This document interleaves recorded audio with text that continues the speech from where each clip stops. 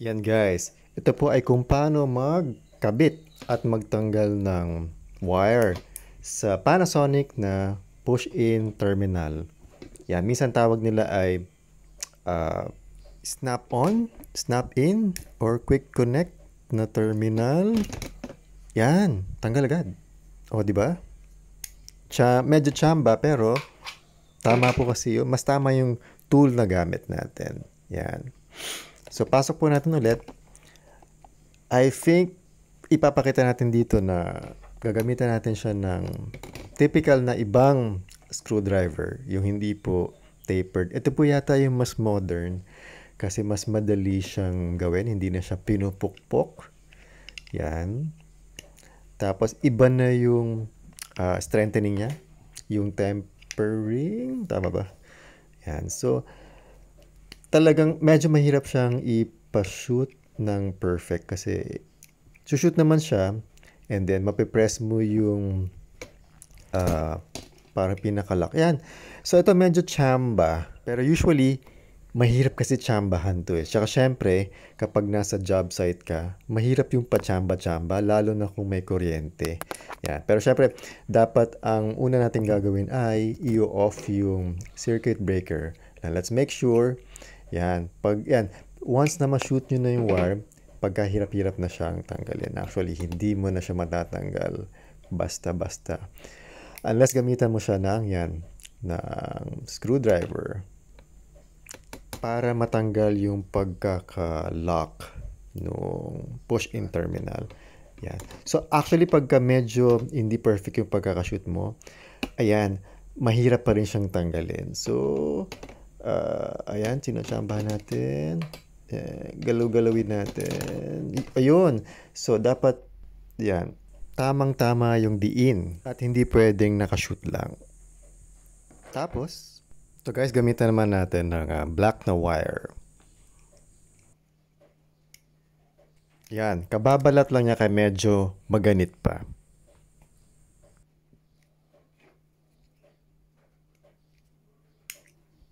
Mahigpit din eh, kahit na anong alog natin, hindi siya natatanggal.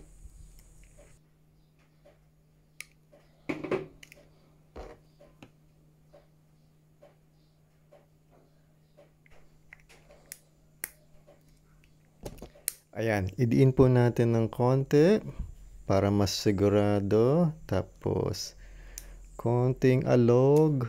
Ayun. Yun. So, at least tama yung diin. Yan. Kapag tama yung diin, mas effective siya.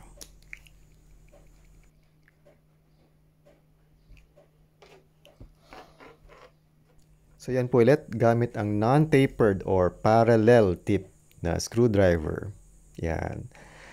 So again, maluwang po siya, pero mahanap mo naman yung diin. Kailangan siyang diinan in so many ways. Yan. So pinapakita natin dito guys na, yan, for me at least, for a non-professional electrician, hindi siya madaling tanggalin. Yan. Although, tawag dito, spoiler alert, ay meron tayong naisip na technique kung paano siya tanggalin gamit ang non-perfect na screwdriver. So for me, mas perfect sana na pangtanggal ang tapered or ang wedge type na flathead, slotted na screwdriver. Yan. So, yan, pagka hirap-hirap tanggalin. Yan. So, diinan na natin sa lapag, which is not ayun, natanggal. Okay, not advisable siya kasi madalas magagasgasan yung yung mismong switch. So may naisip po tayong technique, lagyan po natin ng basahan or damit or cloth or whatever na medyo malambot. Tsaka po natin siya didiinan downwards. Yan.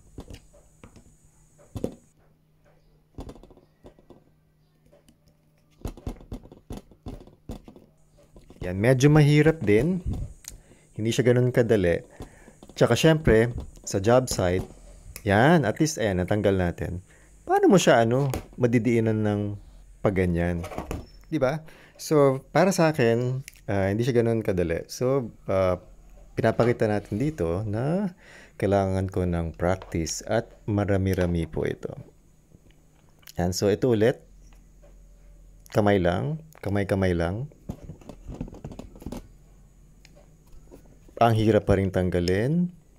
Hindi ko pa rin ma-perfect. At mukhang hindi ko talaga siya ma-perfect. Except yung technique mamaya. Yan. Hirap. Yan. Ayun. Tanggal. Tanggal pala.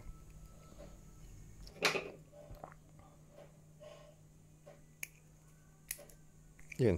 Isa pang Chicken Joy. Yan. Or, marami-rami pang Chicken Joy. Yan. So, gamit ulit natin yung favorite nating lumang tapered. Yun. Yan. So, nag-start na siguro akong matuto, no? Yan. So, ito ulit. Gamit na naman yung kabilang screwdriver. Yung hindi ideal. Ayan. Share natin yung struggles ko. Yan. So, kung itatry nyo siya, guys, okay lang na mahirapan. Kasi mahirap talaga eh. Ayan. Natanggal yung screwdriver, hindi natanggal yung wire.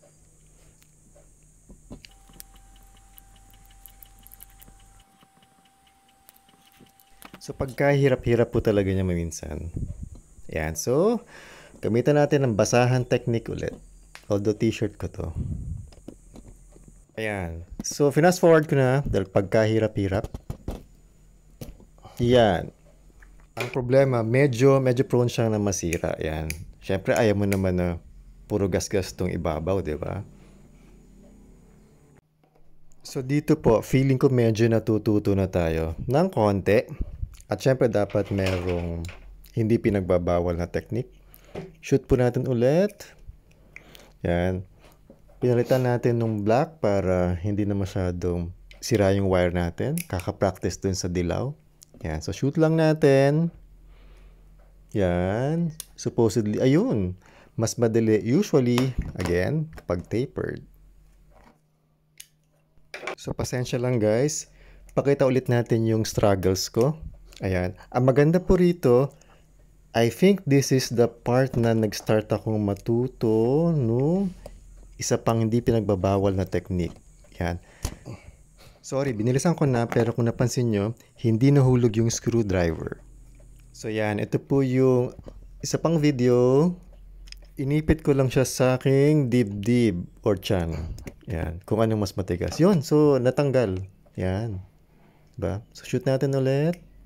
So isa pang Chicken Joy. Shoot natin. Then lagay natin yung screwdriver. And then, pwesto natin. Lagay natin sa dibdib. Yan. Or sa tiyan. Yan. Smooth na ba? Yeah, guess so. Yan. So, ayun. Tanggal agad. So, medyo nasanay na tayo sa dibdibang trabaho. Yan. So, yan. Nakalas. O, ayan ang evidence. Nakalas po. Yan. Yun. Ito yung... So, eventually, naisip ko na i-video ng kita lahat, pati yung dibdib. Yan, so nakashoot na siya. Yan, ang problema lang, sana, portrait to. So maybe, lagyan ko siya ng subtitle, ng explanations para sulit yung black na parts. Yan, so lagay natin sa ating dibdib. Yan, setup natin. And then, yun. Sobrang dali kung may kasamang dibdib.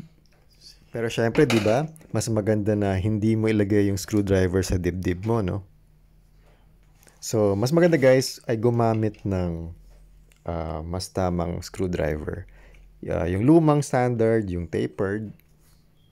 Yan, shoot siya at pwede mo siyang, mas shoot siya, mas perfect yung fit niya. Yan, pwede mo siyang iwan. Yan, so pakita natin na, yan, kung walang dibdib, hindi siya madaling tanggalin. Yun, kung may dibdib, ay napakadali. Yun lang po. Salamat.